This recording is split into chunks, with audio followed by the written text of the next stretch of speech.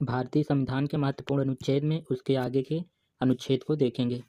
अनुच्छेद 312 अखिल भारतीय सेवाएं, IAS, IPS, IFS।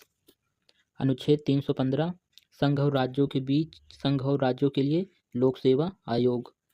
अनुच्छेद 324 निर्वाचनों के अधीक्षण, निदेशन और नियंत्रक का निर्वाचन आयोग में निहित होना। अनुच्छेद 324। अनुच्छेद 326 लोकसभा और राज्यों की विधानसभाओं के लिए निर्वाचन का वयस्क मताधिकार के आधार पर होना।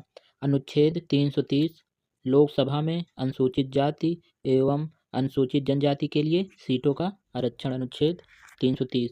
अनुच्छेद 331 लोकसभा में आंग्ल भारतीय समुदाय का प्रतिनिधित्व। इसे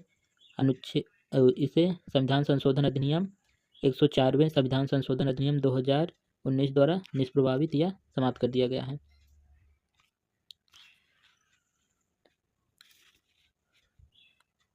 अनुच्छेद 332 राज्यों की विधानसभाओं में अनुसूचित जातियों और अनुसूचित जनजातियों के लिए स्थानों का आरक्षण। अनुच्छेद 333 राज्यों की विधानसभाओं में आंग्ल भारतीय समुदाय प्रतिनिधित्व। इसे 104वें संविधान संशोधन अधिनियम 2019 द्वारा समाप्त कर दिया गया। अनुच्छेद 338 राष्ट्रीय अनुसूचित जाति आयोग। अनुच्छेद 338 का राष्ट्रीय अनुसूचित जनजाति आयोग। अनुच्छेद 338 खा पिछड़ा वर्ग के लिए राष्ट्रीय आयोग। अनुच्छेद 338 SC के लिए अनुसूचित जाति आयोग। अनुच्छेद 338 का ST अनुसूचित जनजाति के लिए। अनुच्छेद 338 का OBC पिछड़े वर्ग के लिए राष्ट्रीय आयोग। अनुच्छेद 340 पिछड़े वर्गों की दशाओं के अन्वेषण के लिए आयोग की नियुक्ति। अनुच्छेद 343 संघ की राजभाषा हिंदी और लिपि देवनागरी। अनुच्छेद 343। अनुच्छेद 344 राजभाषा आयोग।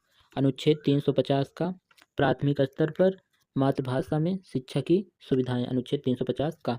अनुच्छेद 350 का भाषाई अल्पसंख्यक वर्गों के लिए विशेष प्राधिकारी। अनुच्छेद 352 राष्ट्रीय आपातकाल की घोषणा युद्ध या बाह्य आक्रमण की स्थिति में। अनुच्छेद 356 राज्यों में संवैधानिक तंत्र विफल हो जाने की दशा पे लगाया जाता है।